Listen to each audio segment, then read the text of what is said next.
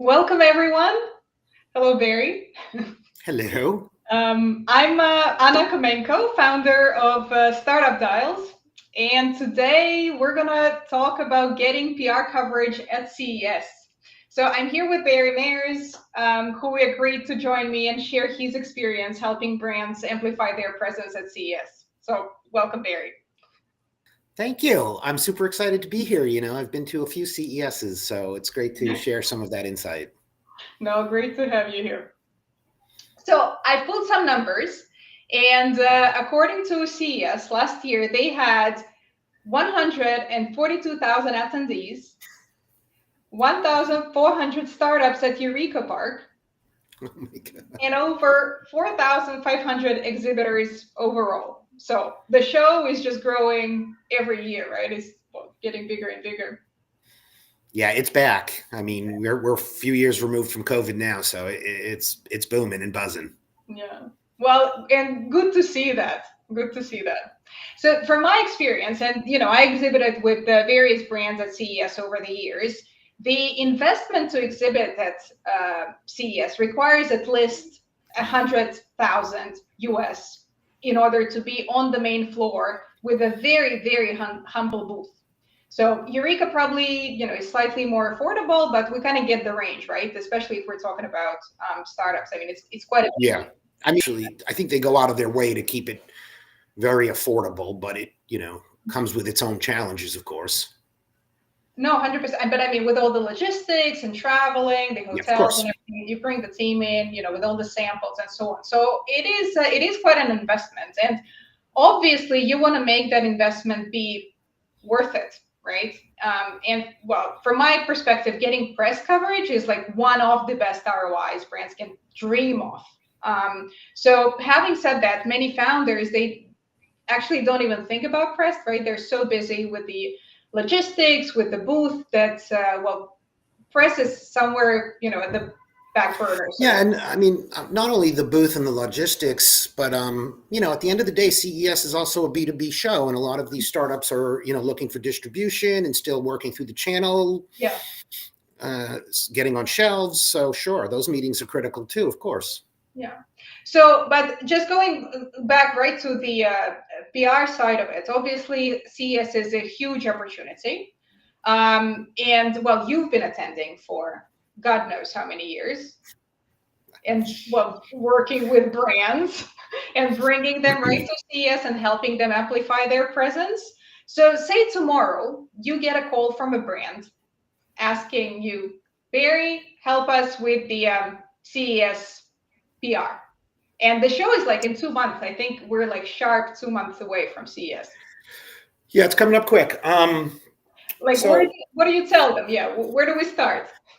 I mean, I think, above and beyond the investment you're going to have to put forward just to have the booth and get the shipping and the lodging and the travel and all of that, your opportunities are also going to be obviously guided a lot by the budget you have to spend on additional press events and dinners and blah, blah, blah. But I do believe, to a large extent for startups, they need to kind of temper their expectations and kind of recalibrate their opportunity at see kind of relationship building verbiage. At the end of the day, NVIDIA, LG, Samsung, they're going to dominate the news coverage. Every year, there's a couple of startups that pop. I mean, last year it was that funky spoon that took your temperature or what have you, and it popped up on several best of lists. But you're really going to, I think, if you're a startup, and this kind of dovetails with probably your own timeline as a startup too. You may not be ready to have products in the hands of journalists while you're at CES. You should have demos ready, of course, but I think your first kind of macro approach should be to kind of recalibrate this around relationship building and the outreach and the communication that you create with the journalists that you communicate with is critical. And several journalists will tell you this as well, because especially for startups, it's really about the follow-ups. Yeah. So I think that's kind of the macro advice piece I would have for Yeah. a startup. Mhm. But let's say, there's obviously, an opportunity always to go to an agency, a PR agency, who can help you with the CES's, scoped out project. But I also, well, from experience, right, there are different ranges of those agencies. Or can brands even do it independently and reach out maybe to like a targeted list of journalists or media themselves and hope that those are going to show up? Like, what should be their approach, you say? As a general matter, their approach should be to hire an expert if they have budget to do it, I really think. And I'm not a huge, supporter of PR monthly retainers throughout the year for small companies that only have 1 or 2 launches during the year. And I'm not, as you know, specifically a PR person. I work with brands on influencers marketing and I produce events. And so I kind of fall into this weird, not your typical like PR person. But with respect to CES, they know the lay of the land. Now, to kind of peel that back one layer to your specific question, there are great independent freelancers who have spent years at companies, years at PR firms, major PR firms, who are available, who you're able to retain, hire just for a period of a few months in the lead up and the follow up time frame. So I'd certainly, suggest and recommend that if that's possible, and of course they're going to charge you less too than, Edelman or Weber Shandwick.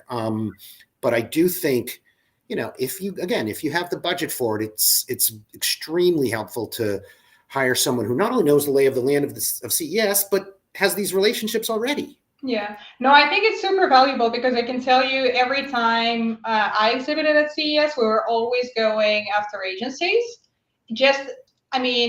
You're a startup. Imagine you're in China, you're outside of the US, you don't know the landscape.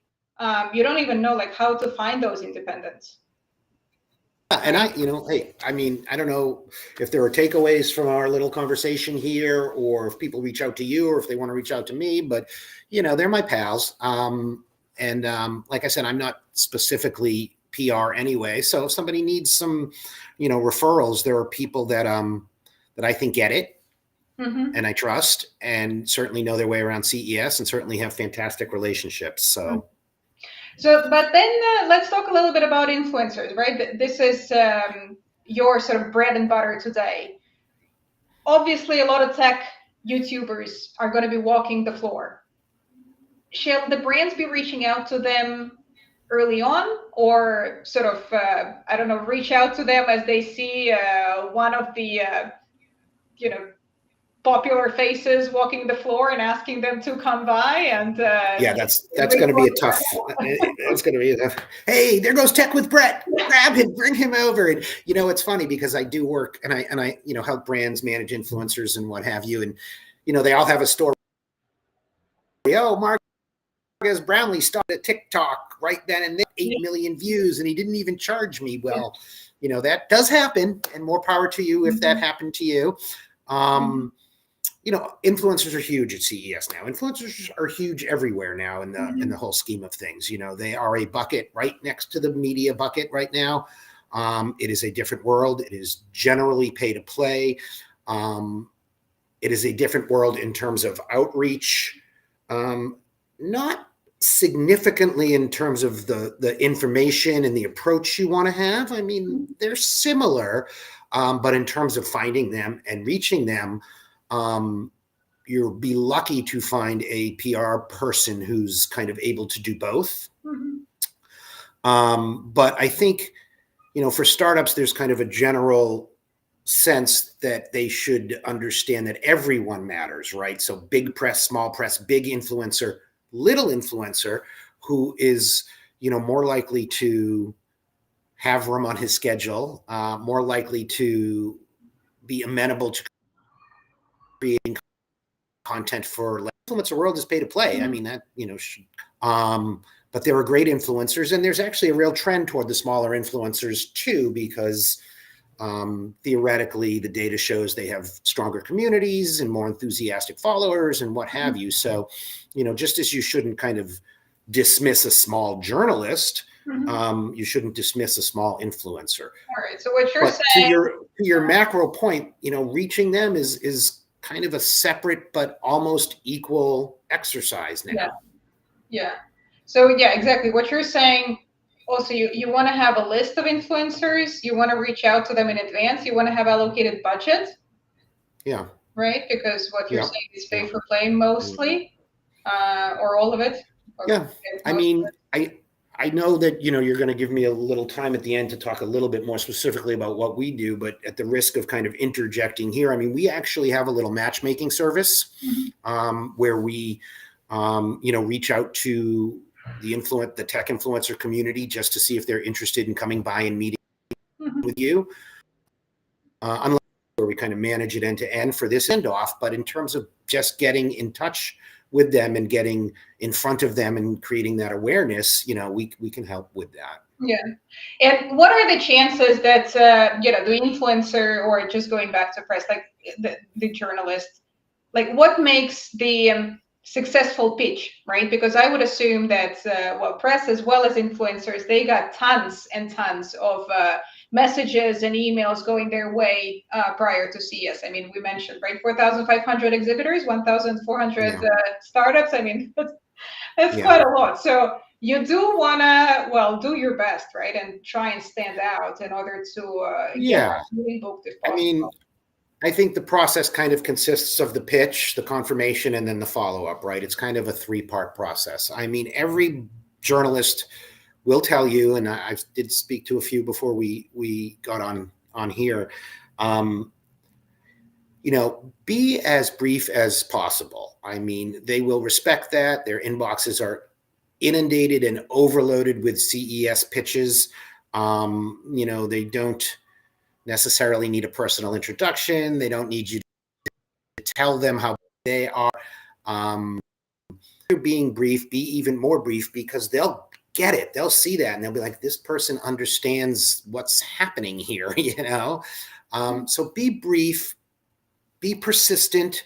With respect to this idea of you're there to build relationships as a startup, as opposed to specifically, get on best of lists and what have you, then, even an email communication that doesn't end up in a meeting can be a win.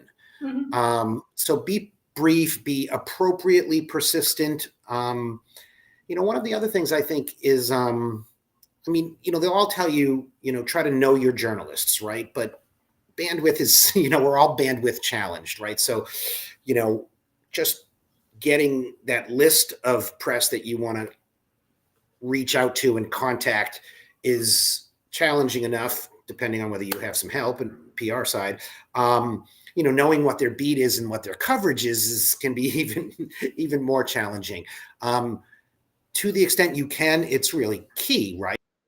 I mean, if you're a kitchen brand in the smart kitchen, the Venetian, then you should know at some level who the key reporters covering, smart kitchen technology are. But the piece they don't really say as much is, if you own it, don't sweat it, right? So, hey, if you're telling them, listen, hey, I'm not sure you're the right person, again, being brief, but I'm not sure you're the right person, but this is my first CES or my second CES. People like to help people. So be human, be brief, be persistent, appropriately persistent. Have a process. If they're going to meet, if you do get a meeting, sort of temper your expectations. Again, as I said earlier, it's for startups, especially, it's kind of all about the follow-ups, but also be super thorough, and you'd be surprised how much, that will resonate. Hey, don't just give them your booth number, take a screenshot of that floor map, interactive floor map, tell them that the huge Sony banner, things like that. Yeah, so they're easier to find, right? Especially, I mean, they will really appreciate. They will really appreciate things like that. I even think, at some level, and we're all, all brands are competitive with other brands, but if you're a smart stove and there's a smart barista next to you and you know them, or there's opportunities to kind of be strategic and kind of tag team.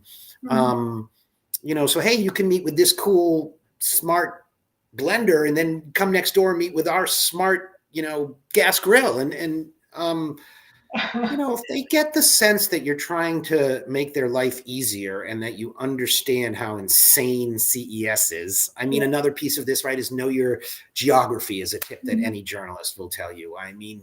CES is massive, and of course it spreads way beyond the LVCC, the convention center. Yeah, maybe if you're not in the LVCC. Yeah, maybe we could talk a little bit about, what if you're not exhibiting at CES, right? So there are some, press opportunities outside of CES that are happening during the show as well, right? So there's obviously CES Unveiled, but that's only for exhibitors. But right after it, right, there is PepCom, there is showstoppers that are happening like 1 or 2 days after the CES Unveiled. Yeah, I think, gosh, I don't know. PepCom is usually on the second day, and Showstoppers is usually on the third. If you don't know, these are tabletop events, so you just come in with all your gear and you put your, even the most novice, if you will, startup should have, a tablecloth branded or whatever, the basics. But these are tabletop events. You don't have to build booths and what have you. They're expensive, and outside of major events like CES and IFA and MWC, Mobile World Congress, when they do standalone events, I'm not a huge fan because of the cost. But again, there to build relationships and to get as many contacts started as possible, so that the follow-ups, so that you have so many follow-ups. And that, I think those shows can be really helpful. They're swamped. Your table will be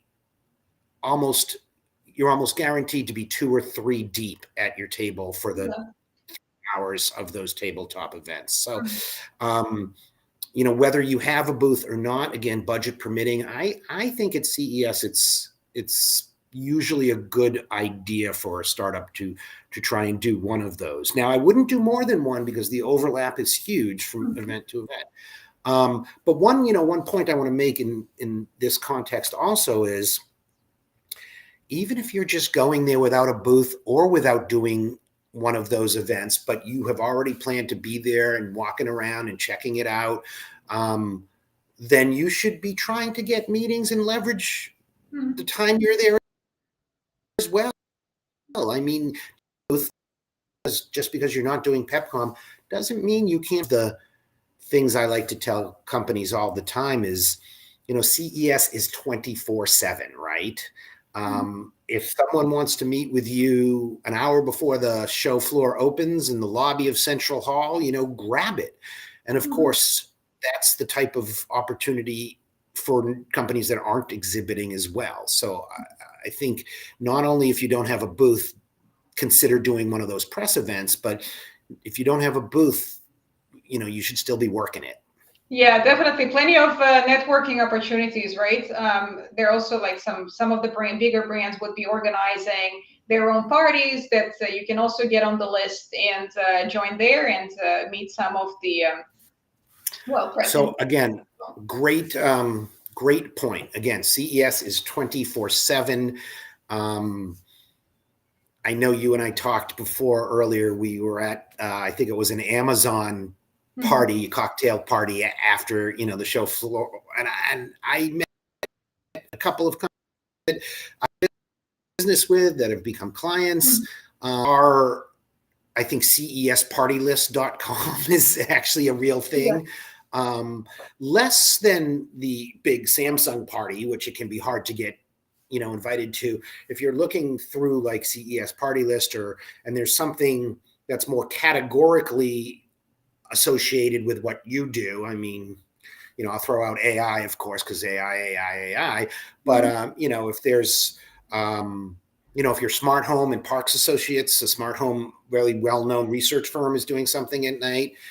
So don't miss those opportunities. If you're on the show floor, don't think your day is over, when the show floor ends and you go get a bite to eat and, either go out with your friends and party or go back to your hotel room. I used to do the former, now I do the latter, but it's 24/7, opportunities, be aware of opportunities to meet with key press for breakfast, for coffee, for cocktails, work the nighttime. And even after the show, right? You're going to be exhausted at the end of it. Yeah. I mean, it's only once a year. So you kind of want to take an opportunity and maximize it, right? I always say, like, don't think the show is over when the doors close, right? Even from the social media standpoint and your presence as a brand, try to, take as much footage as possible during the show, right? And create some kind of like highlights that you can post across social media with the appropriate hashtags, right? So that it's not only that you rely on influencers and press to talk about you, but you also sort of move a little bit the needle. Another great and kind of under the radar point. Not only, share as much as you can while you're at the show. And if you're using the right, hashtag CES 25 or whatever there's usually a couple that get popular. If you're using those, you'll get seen, even if you're a startup with a small following. If you're a startup with a small following at CES, you're something pretty tech heavy, and it's the early adopter enthusiast community who will be following along on social media.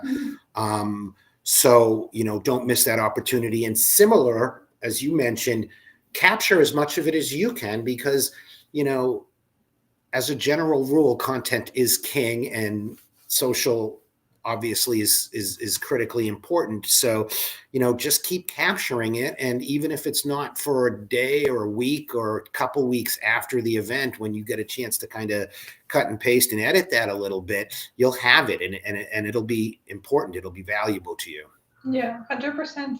Yeah, but in general, like going back to CES, right, that we were talking about exhibiting, like you have startups exhibiting, non-exhibiting, and those shows for non-exhibitors. One point I would want to mention is that it only makes sense when you really have something fresh, new, and innovative, right? Because obviously there's going to be so much noise during the show that, you only want to invest when you have actually something worth talking about, I want to say, right? Like your big launch. Yeah, I think there are kind of levels, right? Yes, you don't necessarily want to go all in a manner that you might if you had something and it was ready and it was going to be shipping super soon, or Kickstarter was kicking off the day CES ends, or Indiegogo. Your strategy definitely has to be a little different. If you're still kind of prototyping and you're 6 and 8 months out, which is fine. Most of the new tech at CES is 6 to 8 months out. Some of it a lot farther out. But I think one of the key points in this context on it is to be honest, right? To be, I'm a big fan of kind of, story over specs, so that, press want to hear what your new device is going to do, how it's going to help people, how it's going to change the game, versus how fast it is, or how big the hard drive is. But again, and I know a lot of, when you're at Ziff Davis for 5 years and at Engadget for a couple of years, like I've been, these journalists really well, and it will resonate with them if you do this properly. And we covered some of that earlier in terms of being brief, but, being honest, and respectful of how insane they're going to be at CES, how busy they're going to be, is super important. And, there are ways to get a ton of value out of CES, even if you're 8 months, 10 months, a year down the road. And there are ways to do it differently if you're ready to go. Yeah. No, it's always like on the top three questions: the price and the timeline. When is it going to be commercially available? Right? It's always Oh there. yeah. Oh yeah. Oh yeah. But again, yeah, just, be honest with these folks. To go back to my macro point, you want to start building these and maybe your founder's done this a few times, maybe they have some of these relationships already, but generally speaking, I think if you're a startup, great opportunity to kind of start this process properly. The response you get and the coverage you ultimately get will, to a large extent, be determined by doing it properly out of the box. One thing we haven't talked about is samples, right? Because it's either the press is requesting for some demo units if they're available. They're always asking. If not, can they have a demo at the show, during the show? Then also, maybe we could talk about the importance of having extra demo units in case there is an opportunity somewhere at the like a podcast station or a TV station where the sample could be brought into. And often, just one note to mention, right? Because often these products that are launching at CES, they're not yet ready for production. So obviously, many things can Yeah. go wrong. Well, again, that's why it's so important to be honest with the press.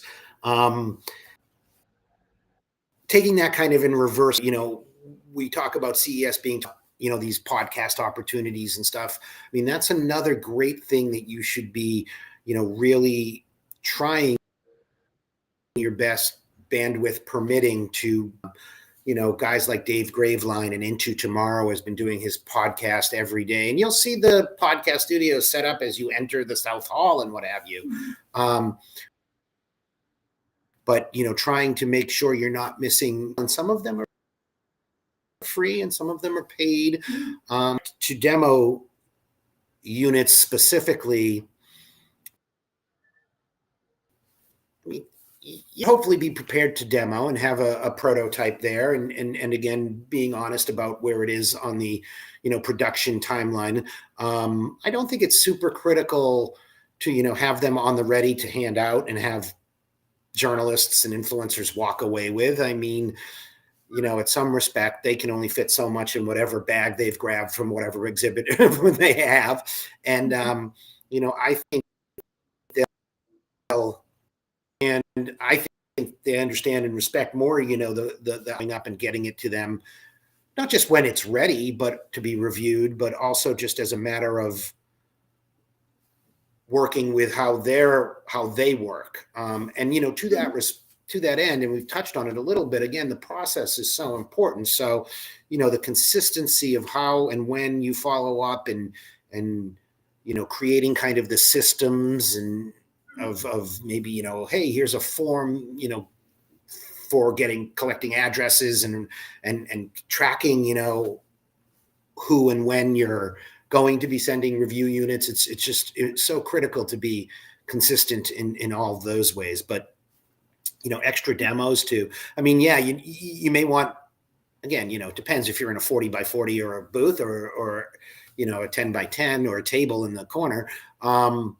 But sure, in an ideal world, you'd have a couple of extra in case you have to run over and do a podcast, depending on, whether your device can be held in your hand or needs 3 people. Yeah, fair enough. And I do like your point once again about the follow-up, right? That there's got to be also like post CES plan, so that it's not only, because many of us are, either getting sick or going on vacation right after CES and coming back, and then it's, beginning of the year, Q1. Yeah. Yeah, everybody gets to see well-known thing. Again,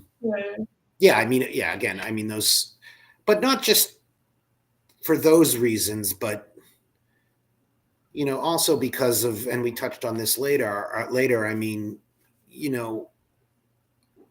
A very high percentage of them are going to be really kind of racing to get their stories about LG's new transparent TV out, and what is NVIDIA doing with AI and robots, and covering keynotes and announcements from the major brands that, as I said earlier, tempering your expectation and understanding where you fit into the timeline if you're a startup is important. Yeah, agree. And sort of building a relationship, right? Not only showing up when you're ready to go, but also keeping in touch with those folks and checking in every now and then, so that they start even kind of remembering the name of your startup, the name of your product, and getting a little bit on their radar, and also getting a little bit more familiar with you. I think then this and I mean, outcome that goes back to a little bit of this notion of knowing who these journalists are, right? I mean, you can only do so much, and you want to prioritize your time. But if you get to the level of, hey, I saw you covered this, and we're kind of similar, if you're familiar with some of their coverage, or you can make some of those types of meaningful connections with their work. I mean, that's huge. That's fantastic. Yeah, agree. Well, Barry, we're coming up on time, really, and I think this is, yeah. You told me it was going to go real fast. Yeah, I mean, I found it incredibly valuable. I hope those who joined and listened found it valuable as well. But before we wrap up, Barry, tell everyone how they can work with you, where they can find you, connect with you. So we do a couple things, and I can be reached at barry@techfluence.us. In the past, prior to COVID, I was primarily a producer of big events. Several of them were kind of consumer facing, which was kind of a new thing at the time. But during COVID, everybody pivoted. And, what we're focused on right now is on the event side. The first pivot was kind of understandable. We do virtual media and press briefings. And what we're doing there is keeping it super simple. So we're not trying to replace any of your other things. But we're trying to complement your other activations with a really simple but yet robust platform that you can understand. You don't have to spend hours learning how to use it. It's not in the metaverse, and it's just a great way to kind of share information and engage with press and influencers inexpensively without a ton of time. And then the other pivot during COVID, of course, when there were no events, was we started managing a number of ways that primarily small and mid-sized brands work with influencers. It's very end-to-end, from outreach to negotiation to managing it, and of course measuring how those campaigns perform. So those are our two primary areas that we're having fun doing. We just did an event yesterday. We have an event on December 17th, a virtual event for press and influencers. It's our CES preview, and that's really designed. It's a little late in the cycle, but one of the things we talked about earlier that we didn't mention here is that you want to start early. Obviously, that's like tip number one for brands, but you don't want to stop either. There's no reason that maybe somebody can't squeeze you in, or you exchange communications. They say, hey, I'm already booked, but you've made that connection. So our December 17th event, to that end, is really designed to help you make those connections and literally get meetings scheduled while you're for when you get to Vegas. So you're kind of a little ahead of the game there. So that's what we do. I've been in the space. I love CES because it's kind of like a reunion, and I get to see all my pals. From over the years. I don't know if we have 1 second. The tip I would leave, the PR piece in general, is, do everything you can to stay healthy. Have water with you everywhere. I mean, these are basics, but comfortable shoes, pack your bags with healthy, bars and power bars and all of that stuff, so that you're not eating pizza and hamburgers from the stand in the middle of the Venetian. It's just, those are really overlooked, but really super important things to remember. Agree. Well, I hope to see you very, very soon, Barry. Thank you. This was fun. Yeah, thank you very much for joining, everyone. And connect with us on LinkedIn, and I'll see you at the next session, which is actually also going to be dedicated to CES, but the next one is going to be dedicated to distributors and retailers. So meeting them at the floor. It's going to be a good one. Good luck in Vegas, everyone. And remember that unlike Vegas, typically for CES, what happens in Vegas shouldn't stay in Vegas. Well, thank you so much, Barry. Thanks, Anna. Bye. Okay.